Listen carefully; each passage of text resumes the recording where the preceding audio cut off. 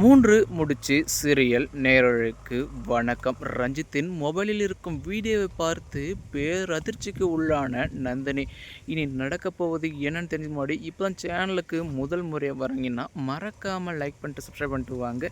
வீடியோக்குள்ளே போயிட்டு என்ன தான் சுவாரஸ்யமான விஷயம் நடக்குதுன்னு பார்த்தீங்கன்னா, ஒரு பக்கம் இந்த பரமேஸ்வரியும் சரி துரசிங்கமும் சரி வந்த வரைக்கும் லாபம் அப்படின்னு இந்த ரஞ்சித்துக்கிட்டேருந்து எவ்வளோ பணம் சுரட்ட முடியுமோ அவ்வளோ பணத்தையும் சுருட்டிட்டு வந்து போயிடுறாங்க இல்லையா. ஆனால் மறுபக்கமும் ரஞ்சித் இருந்துட்டு இனி தனக்கும் சுரேகாவுக்கும் நடக்கிற கல்யாணத்தை அந்த கடவுளே நினைச்சாலும் தடுத்து நிறுத்த முடியாது அப்படின்னு ரொம்பவே சந்தோஷம் வந்து இருக்காங்க இல்லையா. அப்போ தான் நம்ம ரஞ்சித்துக்கு மிகப்பெரிய ஆப்பு வந்து காத்துட்டு இருக்க போகுது. ஏன்னா இப்போ ரஞ்சித் இருந்துட்டு இந்த மொபைல் இருக்கிற வீடியோ எல்லாமே ஷேப் தான் இருக்கா அப்படின்னு அந்த மொபைல் இருக்க வீடியோவை ஓப்பன் பண்ணி பார்ப்பாங்க இல்லையா. அப்படி இருக்கும்போது என்னதான் வீடியோ இருக்குது அதை பார்க்கலாமேன்னு இப்போ நம்ம நந்தினியும் பின்னாடி வந்து பார்க்குறாங்க இல்லையா.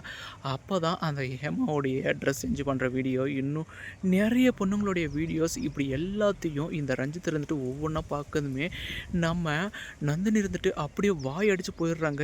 என்ன இவன் இவ்வளோ மோசமான பொம்பளை பொறிக்க இருக்கானே, போயும் இவன் வந்துட்டு சுரேகாமாவுடைய கழுத்தில் மட்டும் தாலி கட்டிட்டா சுரேகாமாவுடைய வாழ்க்கை ஒட்டு மொத்தமாக வீணாக போயிடுமே. இனி எப்படி சொல்லி யார்கிட்ட என்ன சொல்லி நிரூபிக்க போகிறோம், எப்படி தடுத்து நிறுத்த போகிறோம் அப்படின்னு நம்ம நந்தினி இருந்துட்டு ரொம்பவே வந்து திணறி போய் நிற்கிறாங்க இல்லையா. அந்த ஒரு டைமில் தான் ரஞ்சித் அப்படின்னு வந்து கூப்பிட்டதுமே பேய் அறிஞ்சது போல் என்ன நந்தினி, அதாவது எனக்கு எதிரான இந்த ஃபோனை வச்சுருந்தானே இவ்வளோ நேரம் வந்துட்டு லாக் ஓப்பன் பண்ண முடியாமல் கடைசியில் அந்த ஃபோனு உன் கைக்கு வந்து கிடைக்காம நீ வந்து தடுமாறிட்டு இருக்கின்ற விஷயம் எனக்கு வந்து நல்லாவே தெரியும். இனியும் உன்னால் வந்துட்டு ஒன்றுமே பண்ண முடியாது. எனக்கும் சுரேகாவுக்கும் நிச்சயம் நடந்தபடி இனி காலையிலேயே பிரம்ம முகூர்த்தத்தில் கல்யாணமும் நடக்க தான் போகுது. அதுக்கப்புறம் அவளை கூட்டிகிட்டு நான் அமெரிக்காவுக்கு போக தான் போகிறேன்.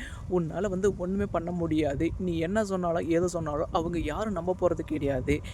இதுக்கு மேலேயும் என்னை பற்றின விஷயத்தை நீ வெளியில் சொல்லணும்னு நினச்சா அதுக்கப்புறம் நீ வந்து உயிரோடு இருக்க முடியாது அப்படின்னு இப்போது இந்த ரஞ்சித் இருந்துட்டு மிரட்டுவாங்க இல்லையா. அப்போ தான் நம்ம நந்தினி ரஞ்சித் கூட போராட்டத்தில் வந்து இறங்குறாங்க. ஒழுங்காக மொபைலை வந்து கொடுத்துட்றா, அப்படி இல்லைன்னா இப்போவே நான் வந்துட்டு சுரேகாவுக்கு ஏற்ற மாப்பிள்ளை கிடையாது அப்படின்னு எல்லார் முன்னிலையில் வந்து சொல்லிவிடு அப்படின்னு இப்போ நம்ம நந்தினி இருந்துட்டு அவனுடைய கால இல்லாத குறைய வந்து கெஞ்சுவாங்க இல்லையா. போடி, நீ சொல்கிறதால என்னால் காது கொடுத்து கேட்க முடியாது. நீ உயிரோடு இருந்தால் இந்த விஷயத்தை எல்லாருக்கிட்டையும் சொல்லிவிடுவேன். இப்போ இருக்கிறது மொட்டை மாடியில் தான். அப்படி இருக்கும்போது நீ வந்திருக்கின்ற விஷயம் யாருக்குமே தெரியாது, சூர்யாவுக்கும் தெரியாது.